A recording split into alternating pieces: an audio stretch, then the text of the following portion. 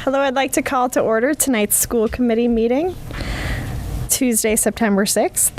May I have an approval of tonight's agenda? So moved. Second. All in favor? Aye. I would also, before we start with our presentations and discussions of interest, I would like to welcome Jean Witt, our new Director of Curriculum and Assessment for Humanities, and Donna Johnson, our new CPS Assistant Principal. Welcome and thank you for making the move. Welcome. Thank you.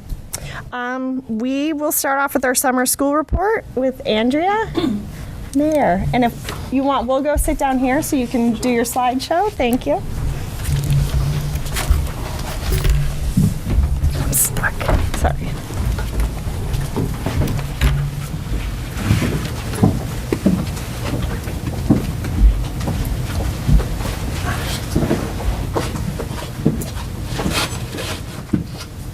While this is loading, I can start telling you a little bit about it. Good to see everyone again. This is I set up the summer school program again this summer and got it going with the help of the administrative team and Diane O'Neill and Karen, everybody, Nancy Miller, everybody really helped out a lot getting it going. So I guess I can't do two things at once, so just hold on a second. So, as usual, we had a few programs going at once in the school. Extended school year is run by the special ed department, and it is for students on IEPs who require a longer school year to prevent regression. The Title I program is for students who are not meeting grade level expectations or have been recommended by classroom teachers for other reasons. Title III is for English language learners. And students who qualified for that were primarily on the lower end of the proficiency levels in levels 1, 2, and 3. There were a couple other students who came who were ELL at higher levels, but they were usually placed in the Title I program, and there are a few exceptions on both of those. We were pretty flexible moving students to Title I program if that was the better match for them. The Boost program run by the community school was also happening at the same time within the school. And that was overseen by Caitlin Waddington and Pauline Cronin. So this is just an overview of the program summaries. There were 131 students at NES this year. Last year we had 13 fewer students, or those numbers went up by about 13. 37 students were at CPS and NHS, and that is 14 lower than last year. And that's because we made that program smaller this year due to a few things, including grant funding, and student attendance in the past was rather small, so we shrunk the program. Overall, in the programs, there were 23 teachers. In addition, there were 4 specialists or therapists that included OT, PT, speech and language, and a reading specialist. The reading specialist was on staff to fulfill the needs of IEP students. In addition, we had 16 teaching assistants. They were primarily for students who required extra support, like in a 1-on-3 setting, not as a classroom TA. We were able to keep our class sizes small enough that we didn't need that extra teaching assistant in the classrooms like we had in the past. And we had the coordinator, who was me, and this year I set up the program, and then I handed it off to the assistant principals who took care of the day-to-day running of the program. The Summer Boost program had 28 students, and there were 3 teachers, and I think this is the PowerPoint that it probably doesn't match what you have in your hand. I think I wrote 2 teachers. There were 3 teachers, but only 2 classrooms, was my misinterpretation when I did the slide. And in addition to that, they had 2 teaching assistants. The programs run 3 hours a day, 3 days a week, and they ran for 6 weeks. And there was 1 less day this year, 17 instead of 18 days because of 4th of July, the way it fell. We felt it was important to have the orientation day after 4th of July because a lot of our staff was coming from off island. We had someone coming from out of the country returning. So it was beneficial for travel arrangements and staff housing to hold the program off a day. just a picture of our pre-K and IDSC programs. You can see in the lower right-hand corner, that's an OT or PT room. I believe it's PT. And they're just working on the skills that are dictated in their IEPs or that are required for them. Here's a picture of the K-8 academic programs. Technology has become a really important part of the program to supplement the instruction. You can see the computers there, so it's great that we have the year-round technology staffing to support between the smart boards, the Chromebooks, the laptops, the iPads, and the other technology. It's really important, and they've done a really great job keeping it going and ready for the students and for the teachers. The NES programs, this is just kind of an overview you can take a glance at. The breakdown, I listed ELL as 4 sections at NES, but really it's 3.5, and then there's like half at the middle school. There was a grade or group that spanned 4th and 5th grade students and 6th grade students, and we housed them at the elementary school because a lot of them were taking the buses, and that's where the buses were coming this year. And the majority of them, it's easier for older kids to move than for younger children. Grade 1 had 2 sections this year. Last year it had 1, but grade 2 has a smaller cohort that usually attends, so they only had 1 section. So we anticipate that will move up, and there'll only be 1 3rd grade section next year. In addition, we had 2 sections of pre-K. We had a lot of students who required pre-K instruction this summer, so we added an extra section to accommodate for that. In addition, you can see the specialized reading.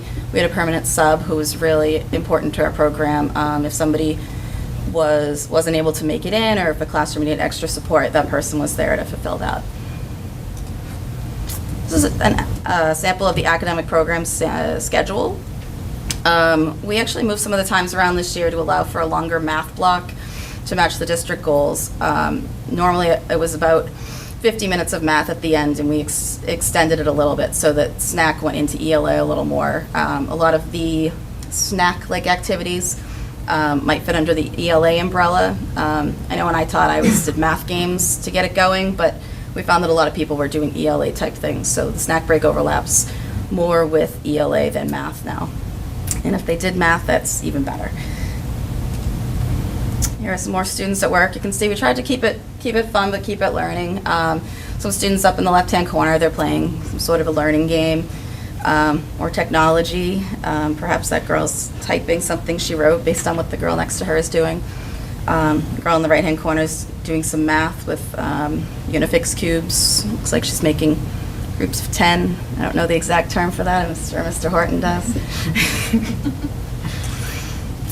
We made some improvements this year. The big thing we did this year is we added bus transportation for all students. In the past, the Boost program had the bus, and it wasn't open to just anybody. So this year, everybody was offered the bus. We had, some growing pains with that. We had 2 buses to span the whole island, which, if you think about that could be challenging. But I think it really got a lot of students in. I know some of my students from the school year were like, I can't come unless there's a bus. And I was like, but you live on Hooper Farm Road. And she was like, my babysitter or whatever can't let me go, or won't let me leave, or, I think she was trying to get out of it personally. But after lots of encouraging how awesome the program was, she was very eager to get on that bus and come to the program. So I told her I would visit, and when I did come to visit, she's like, you actually came. So, and then I quickly snuck out. We add a part-time translator and parent outreach. This is something that next year we're going to try to increase even more. A large percentage of the population has parents that don't speak English. That continues to be a struggle for getting families to sign up for the program and come and receive information. Even when we send it in both languages, we don't always get everything back. This year we added the MAP assessment at CPS for a summer post-test. That was one of our things this year. We're kind of in the content-based math assessment for grades 1 to 5. Last year, one of the things was the math assessment didn't really match what we were teaching. So that was kind of an effort we made this year, is to better align it. So the post-test was, they took the pre-test at the end of the school year and the post-test at the end of the summer. One of the problems, of course, is it's 3 days a week, and student attendance isn't always the best. So the scores, didn't reflect that there was this amazing growth because there wasn't that much time for instruction in that small time. Some of the grade 1 to 5 math assessments, students did well, some they didn't. I got teacher feedback that it was too challenging for the students attending or too long. So that's something we're going to look at and try to improve. But it was definitely a step in the right direction towards, they were all, the grade 1 through 5 were standards based. So that was the assessments. We had the writing units of study. We've had these in the past. The reading resource binder. The teacher said that was really helpful to have. Gave them all of ideas when they went in it.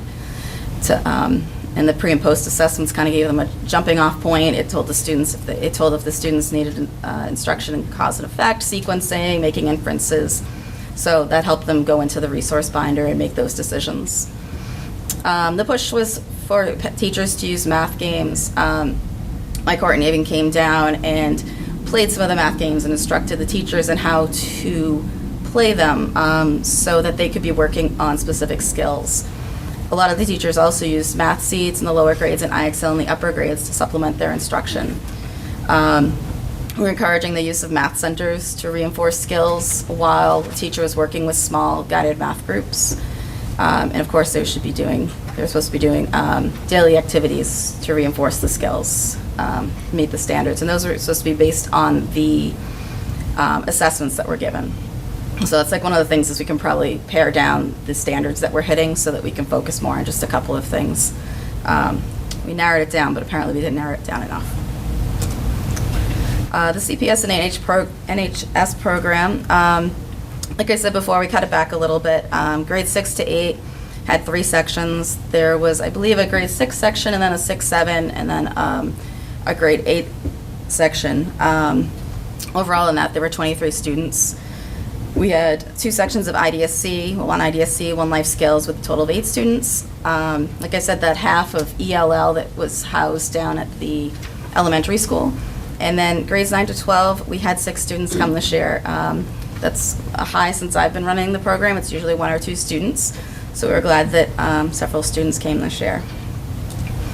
The Summer Boost program, there were 28 students in 2 classes. There were 3 teachers, 2 TAs, and a translator. And the program costs families $75 per student.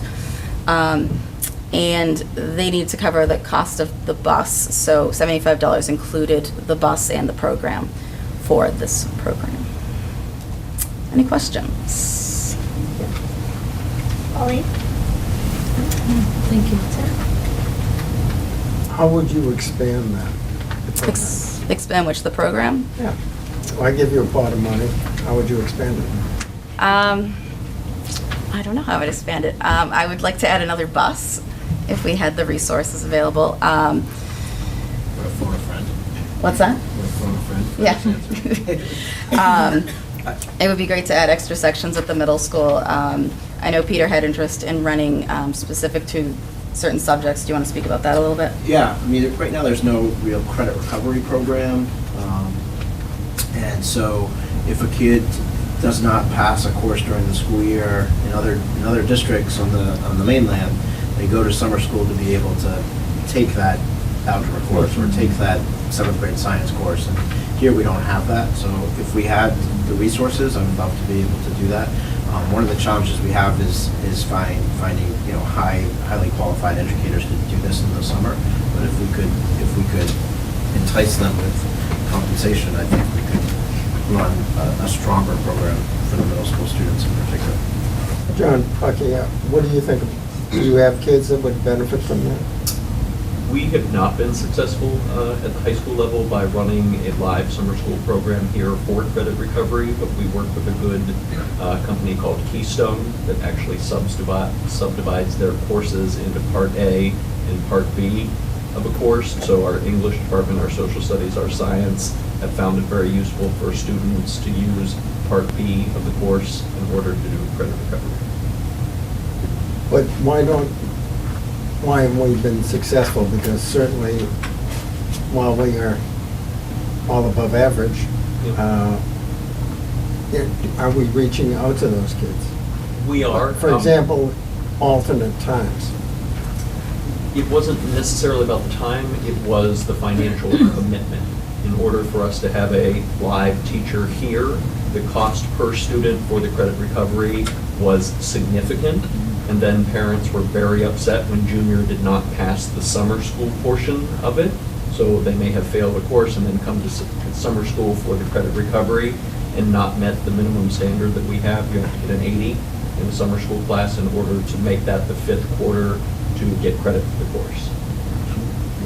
Something else that we would benefit from would be like maybe purchasing or reaching out to the staff to create a stronger curriculum across all the grade levels. It's something we're always talking about, is finding the qualified staff to teach, but also having the ready curriculum materials.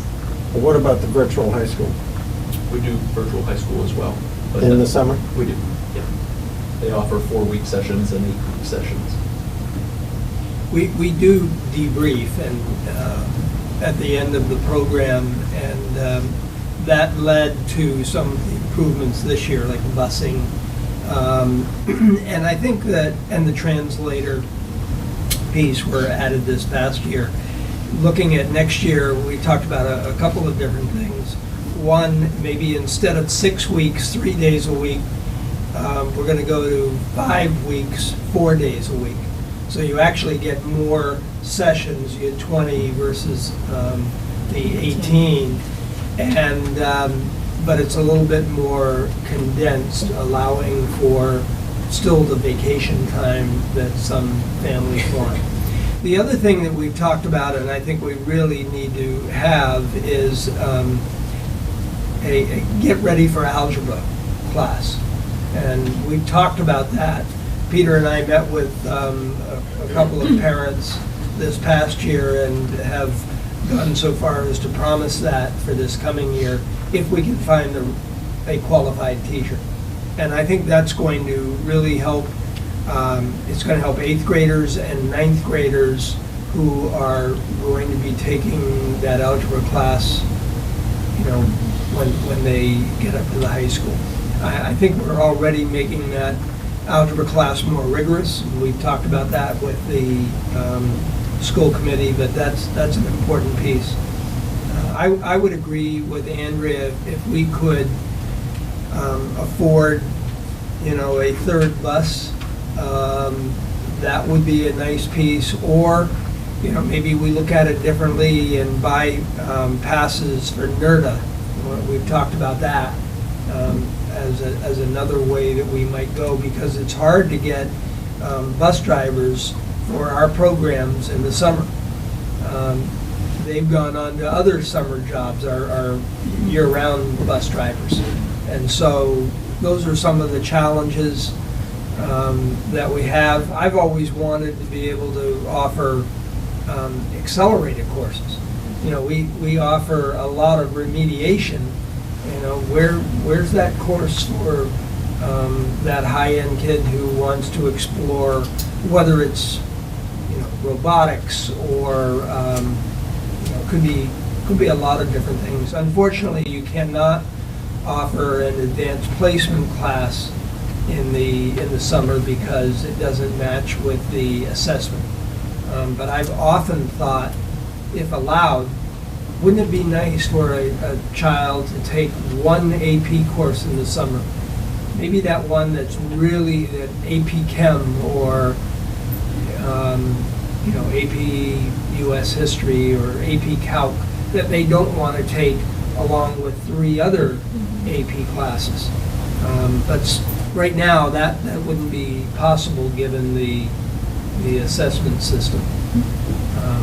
So we're exploring a lot of different things. You know, we've gone from a program of, 30 kids or 40 kids 5 years ago, 6 years ago. Just special ed. Yeah. And so it expands every year, and I think we keep tweaking it. The other thing we talked about in debriefing was, you know, how do we maybe narrow, to Andrea's point, the curriculum? Instead of just trying to teach math, how broad is that? Maybe it's only fractions that we're working on in a particular summer. That said, this year, we increased the emphasis on math considerably, Andrea, right? Right. From times past. We cut certain things out, like we noticed that measurement was, students were doing well on that, so that was not part of the summer program, for example. So like we narrowed it, but, maybe just fractions instead of all those other components. Do you have any questions on it? I don't have any questions. I have a couple of comments. I think adding the buses was phenomenal, and hopefully we'll be able to keep that up going forward. Also, an idea is to maybe partner with NERD, that maybe they can provide a driver or something to that effect, if not passes, or designate a bus for the school kids back and forth to school. That's a conversation, I think, that needs to be had. My other concern is the assessment, how you weren't able to get good results. What are your ideas for improving on that? Because the whole purpose is, if we can't measure it, what good is it, right? Right. And that was one of the pieces that we were talking about, narrowing down the focus during the summer and getting that set curriculum, because it was too broad and it was a little too loose in certain areas. So the teachers were, not focusing exactly on what was going to be assessed. So we're hoping to get highly qualified teachers to do the instruction. We had some people who were kind of English people, but they were teaching math, at the same time, and I can do it type of mentality. So we're going to look for people who fit the entire mold for this school year, this summer. And thank you for that program. Thanks. Andrea, I have a question. Yes. Sorry. Can you remind us how you identify these students? Yes. I mean, if there is a student who's struggling just with math, but seems to be, excelling or, doing fine in the other core curriculum, is there a spot for a student like that? Or do they need to, just if you can remind us how you identify. Yes. In most cases, yes. Our first grade seems to be the one that that mold doesn't fit for, whereas fifth grade is the one that we invite people like, oh, you need ELA, come on, you need just math, come on. Same with the middle school.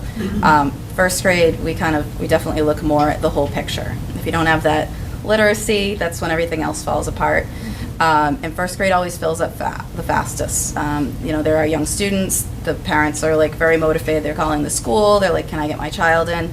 By fourth and fifth grade, I'm making like fourth and fifth phone calls, sending letters, like the kids are like, stop following me around with these envelopes. And I'm like, put it in your mailbox, put it in your backpack. So first grade, I would say a student with just math problems probably is not going to get into the program, but the higher in the grade levels it goes. And that's for the Title I program. The special ed program is dictated by their IEPs, so there are students who it says in their IEP just ELA, and a lot of them come and go. We've encouraged a lot of them to stay. We're like, if you need ELA, you might benefit from the ELA components in math, but some of them are math whizzes, and they're like, I'm not going to stay there and be bored. So, we let the families of the special ed parents make those decisions, and they always make what's best for their child. Some of those children benefit more from going to camp during the second half than sitting in a classroom for that extra hour and a half. So we do open it up. It starts with somebody who needs the whole picture, and then as we get no's, we start pulling in everybody else. And in most grade levels, we make it to the entire list of students who are recommended, I would say with the exception of first grade every year. So, yeah. That's very good. And do you have a requirement for attendance if somebody signs on? That's something we're working on. Okay. I was looking, I don't remember which piece of paper I wrote it on, but the average attendance was students coming 85% of the time. There were some students, like, when I was doing the average, that came all the time, and then there were some students who came like 6 times. And some of those absences we knew about, like students on IEPs, the parents are like, we're going away for half the summer, but I really think it's important. And students on IEPs, we say, it's the programs it started off as for you, so you come when you can, so that lowers it a little bit. So, I had one student who I really wanted to go, and he came one day and then never came again. Made me cry a little. So, that happens. I actually did not include him in my average. I counted him as an outlier. But those things do happen. The expectation is that they come every day, but unless someone's going to their house, it's hard to get them to come, and family trips do come up. We're hoping that narrowing the program to less weeks, maybe parents will save their vacations till the end when they have that extra time, instead of going away in the middle. So, Thank you. yeah. Thank you so much, Anna. All right, thank you. Sorry, particular Sure. question. Pauline. So is it free to elementary and middle, but it's just the high school that pay for the program? No, it's free to all three schools. They're all through grant funding, or I believe some district funding. Nancy, is yours district funding? It's only the Boost program that costs money, and that's through the community Joe school. was saying, I thought he was saying that the cost. Oh, if there were to be a credit recovery program, that would cost money. Credit recovery is a Yep. cost, I got you. But at the high school right now, all we have is the special ed program, and that's covered by Right, the budget or the grants. right, thank you. You're welcome. Thank you very much. Thank you. You're welcome.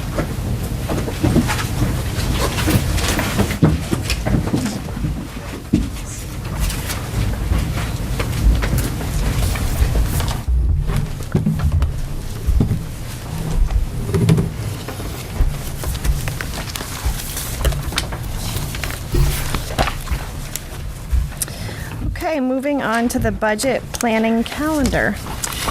I've included in your packet last year's budget development calendar. So we haven't developed the new one because we're waiting to get something from Libby, which is the town budget calendar. So I just thought I'd remind you of what it will look like, but all of those dates will change, and I'll bring it back to you for a vote once we have some dates from Libby Gibson. Great, thank you, Mike. Does anyone have any questions on the draft? No? Okay. The budget directives, a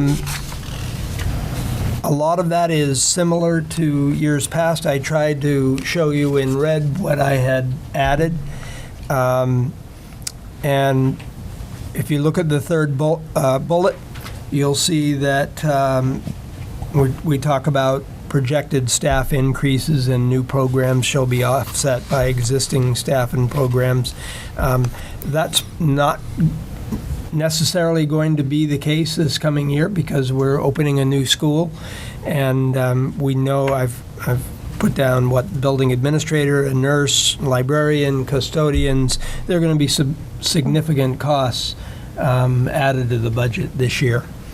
And the other thing that I added, which I think is consistent with the district goals and some other pieces, we have talked a lot as an administrative team, a leadership team, about making our expenditures, the budget reflect expenditures for the past 3 years so that we are minimizing those line item transfers that drive Martin and me crazy, and Zona.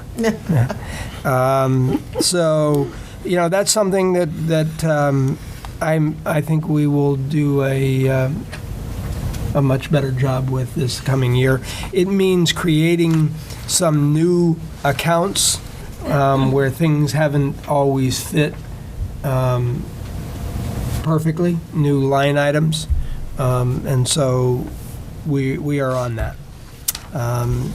This isn't to act upon today. I usually bring it back a second time. There may be something else that you think of that you would like to add to this, and I welcome, your input either tonight or following the meeting.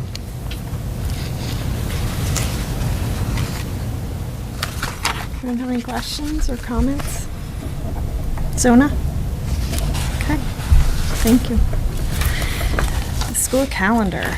Yes, draft 1, and usually we get to about draft 8 or 9, as you may recall.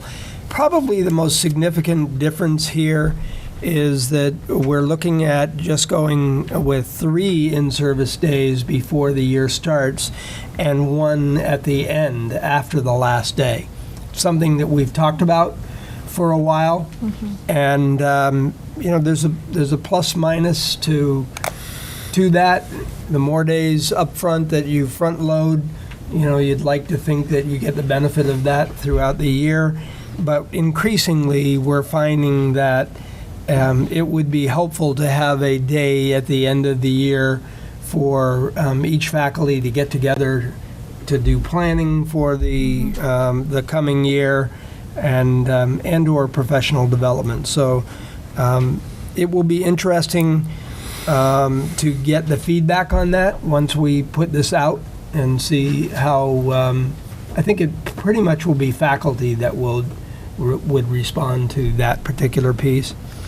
The other thing when we put this out will be, when should February vacation be? This, for those of you who've been on the board for a while, you know that that's something that is a third rail for some people. Some people would like to see it be the week of the 19th, because then you would incorporate a day that was going to be off anyway, which would pick up a day in June. You may recall the first year that I came, we inherited a change in that calendar and I heard very clearly from the constituents that they wanted a week different than America. Yeah.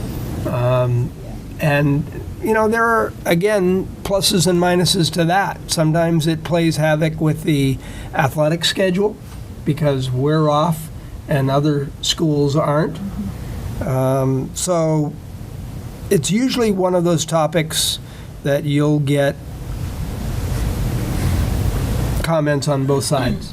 I think the other thing is that MCAS makeups are usually, what do we say, March 5th? The week of March 5th. And so that can play in as well. But I think what we'll do is put this out there with maybe 4 or 5 questions attached, which we've done in years past. Logan has put it up so that we can get the input of the community. And it's always a treat to read them because you'll get comments at the very opposite end of the spectrum on that. So I don't know what input or questions the school committee might have. It seems like a short Christmas break. It is. That's a bummer. It is. Like a week. When Christmas is on a Monday or a Sunday, that's what happens. And we've had a couple of years of having very long, and people love it, but I don't have to remind the school committee, but I'll remind our constituents that every day you add in between adds in June. Yeah. So you can't simply add days and not have the effect that you don't want at the end of the year. We were talking today as an admin team, wouldn't it be nice to end a week earlier? In which case you'd have to get rid of one of those 2 vacations. Unless you wanted to have Saturday school. That would not work. There has been discussion about April vacation because I think in our community, it's a really difficult time for working parents who are trying to get the island ready for the season to find childcare. So I know that has come up in the past. April vacation is a really busy time for working families. And I've heard that people would like their kids in school during April vacation. I have heard that. Yeah. Was there a time that we had like a March vacation instead of February and April? I would go to the I don't. institutional memory. I can't remember. I mean, it seems to me it was. Honestly, that might be better, like in March, because I know from I play sports in the spring, and a lot of kids play in the spring rather than Going on the vacation. winter. So in March is like the worst month. Like there's no breaks or anything. So I feel like that would work. Interesting. It's just odd that we have, 1 month a break, no Yeah. break, and then another month a break. It's kind of close together if you think about it. Just Just a little tickle in your ear. It's the school committee's calendar. School guys. So it is. Mr. Bucky, you're not smiling. I'm not. I have a strong opinion on it. You do? It's fraught Feel with, free. Comment period. You can answer anonymously on the computer. Yeah, on the survey. So All right. we'll put it out. We'll see what kind of reactions we get. I'll share them with you, and probably sometime in November we'll make a decision on it. So this will be on our new website. We'll the survey- we'll put it survey. up. Okay. Yep, with a survey. Perfect. If you'd ever consider aligning the winter break, don't throw anything at me, with private schools. I mean, often we've got families who've got children in both schools, and if you've got children that take 2 weeks in February, a week in February and March, I'm just, Yeah. Well, and you might argue that they should align with us. True. We have more kids. true. But I'm all being. Sounds like a conversation to be had between. Yeah, exactly, exactly. It wouldn't hurt for us to have a conversation between the schools. How about that? You know. the calendar has usually been a radioactive issue. And then I just want to mention, because Melissa's not here to mention herself again for the 99th time, any thought as to approving 2 years out the calendar? Oh, yeah. Just I'm putting gonna that out have, there I'm gonna have again. Mike answer that. Okay, so I did answer that, and I'm going to answer it again. Some years you can do that. With the negotiation of the teacher's contract this year, and the fact that that sometimes can impact what the calendar may look like, I think it is difficult to do. It may be easier to do after this. In what way would it make the calendar different? Just help enlighten me. Sometimes you negotiate different things with, not specifically the calendar, but things that might affect the calendar, like professional development. Days. And I think it would be best to get through that negotiations, because with any luck, that will be a 3-year agreement. And then you can do it more easily in the years that you're not negotiating that. Thank you. Thank you, Zona. All right, comments from the public?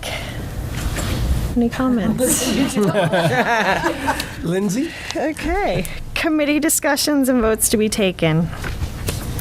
May I have a motion for approval on the agreement between the NCS and Novation Media, please? Move approval.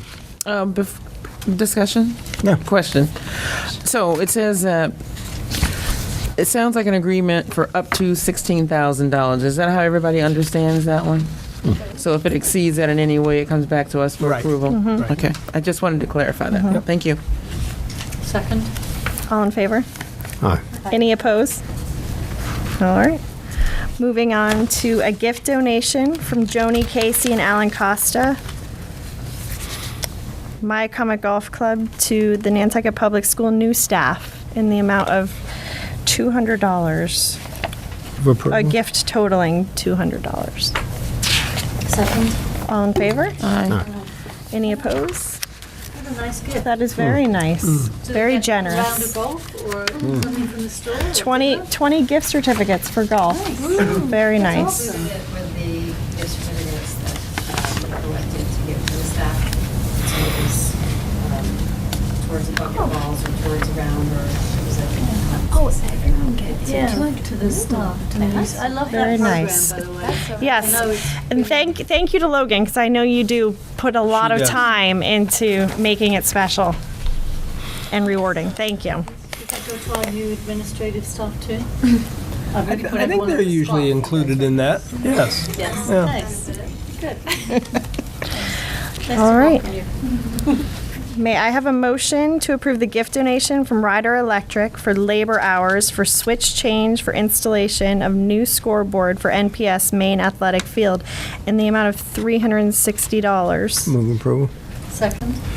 All in favor? Aye. And if I might add, on Friday night, you'll see the new scoreboard for the first time. And if you were to go into the high school gym, there are 2 new scoreboards in there as well. Nice. So, All right. Good stuff. Thank you very much. May I have a motion to approve the meeting minutes from August 16th, 2016? Move approval. A second. All in favor? Aye. May I have a motion to approve transfers and invoices? Are there any questions first on those? I already asked mine. Okay, perfect. Move approval. Second. All in favor? Aye. Okay. Superintendent's report. I'll begin with the goals. I've included them in your packet. These are draft. I think that you would be able to see that they reflect the district goals pretty closely. There is a goal about the positive learning environment. The student learning goal is continuing with mathematics as an emphasis, and the use of data, which I think we made great strides last year and will continue this year. The building project is the first district improvement goal, and I'll make a comment about that in a minute, and then the budget process, and then always for me to be visible and accessible to the administrative team, the faculty, and the parents of our students. So I welcome any suggestions. If there's something that I'm missing, I would like to know and would add it. Thank you. New staff and professional development days. I think we had a marvelous opening. And the 4 days of in-service went very smoothly. There was a lot of time for faculty to be in their classrooms. I think they clearly appreciated that, and the feedback to the administration has echoed that. It was a very smooth opening. Today, as the first day of school, was terrific. And not just inside the buildings, but there was a lot of anxiety about traffic flow and how that would all work at the elementary school and middle school. And I think, we heard lots of compliments from community members. The real test on traffic flow will be Thursday because kindergarten is in session. And so that, kindergarten parents, all, 95 of them will want to go into school on that first day with their children. So that will slow things down a little bit. And we had, of course, the gift of good weather this morning when that could have been a added challenge. So, kudos to Break Construction and to Hanlon Landscaping. They did a lot of work in the last 4 days to get the elementary school site ready. And I love standing in the middle of the patio that is shared between the intermediate school and the elementary school. It's just a great space for parents to congregate and kids to meet. And I think it's going to be a lot safer than what we have had. So things are working well with that, and I think very good feedback.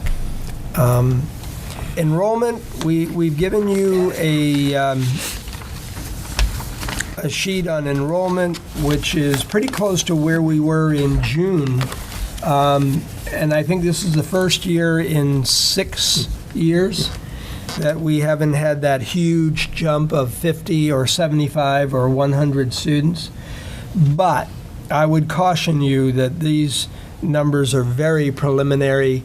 They've changed even today. I know that there were new students enrolling at the high school and the middle school. I suspect at the elementary school as well. So remember that October 1st is really the count that matters. You look at the freshman and sophomore classes, though. Yeah, and I think Peter remarked earlier today, you add those two classes, and that equals what the middle school has been for numbers. So, From 134 in the freshmen to 151. yeah, pretty remarkable numbers. And the good news right now is that the kindergarten numbers are less than they have been, and that gives us some respite and some nice class sizes there.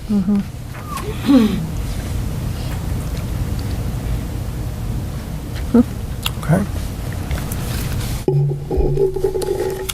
And then on the horizon, I think a question for the chair and for the committee, the state assessment results will be shared with you, and that usually takes quite a bit of time.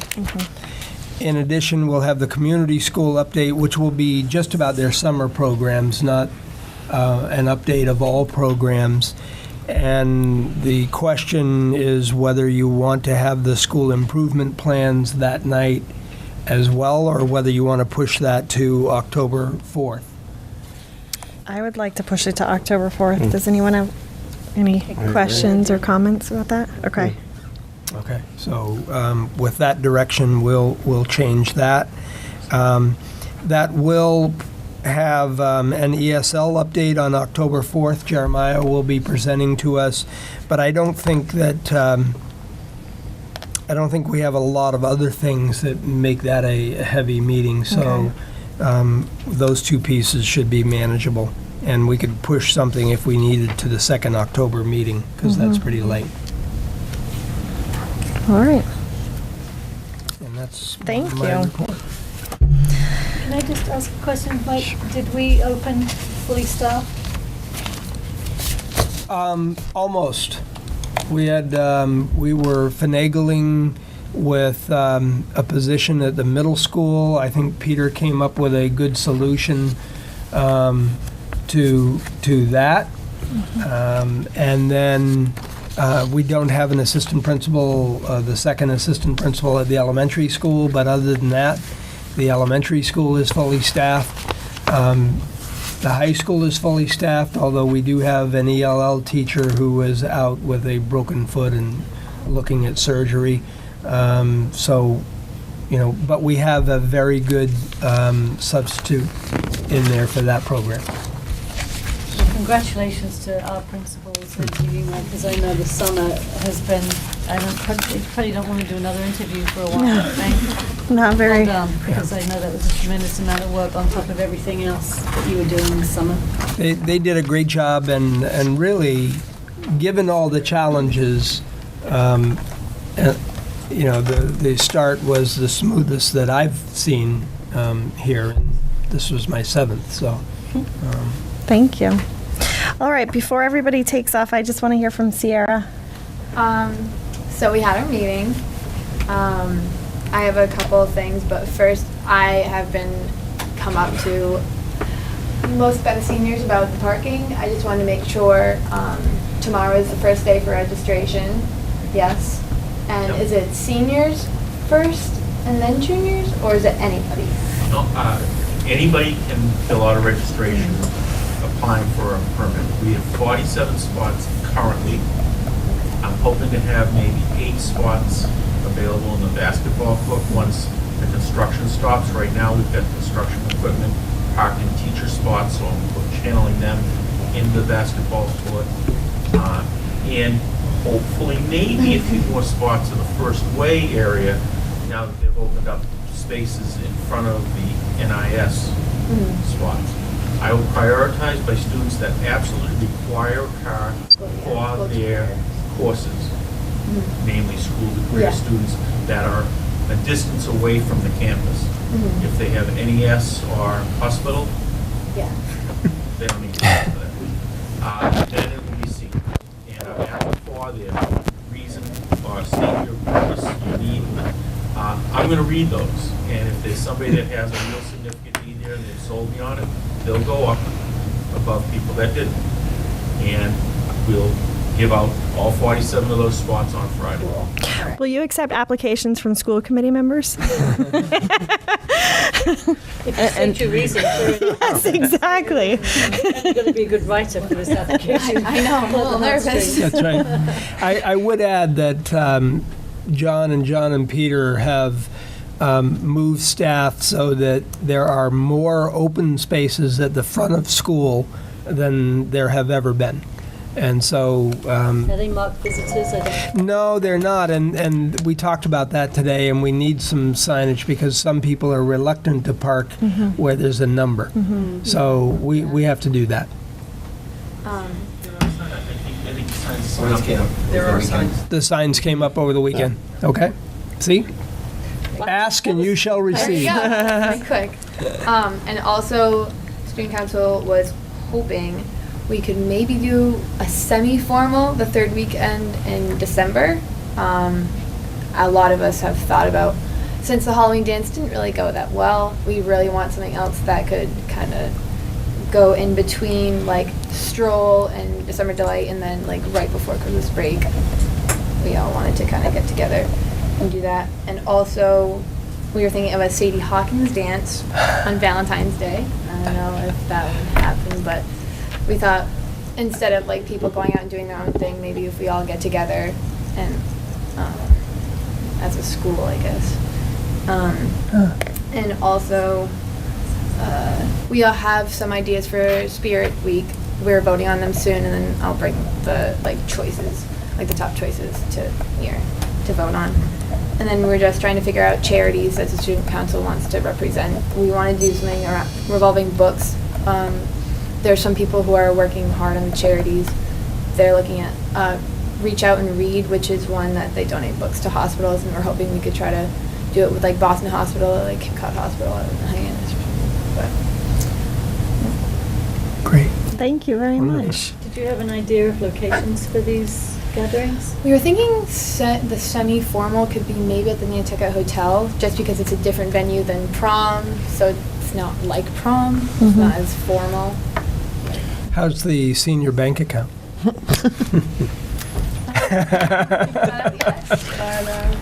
I think it's a great idea, actually. I'm not. Yeah, yeah. I thought it'd be really fun. Yeah. Because we were thinking about doing it in like November, but then there's Vineyard game, and then school, fall sports are getting over, and then Yep. Thanksgiving. So we thought maybe December would be a good idea. So these are for all school? I mean, not all Yeah, school, but all- all yeah. high school? I mean, Yeah. Thank you, Sarah. Very exciting. I think we've had some fun conversations. All right, may I have a motion to adjourn? Some more. Second. All in favor? Aye. Thank you, everybody, for coming. Thank you.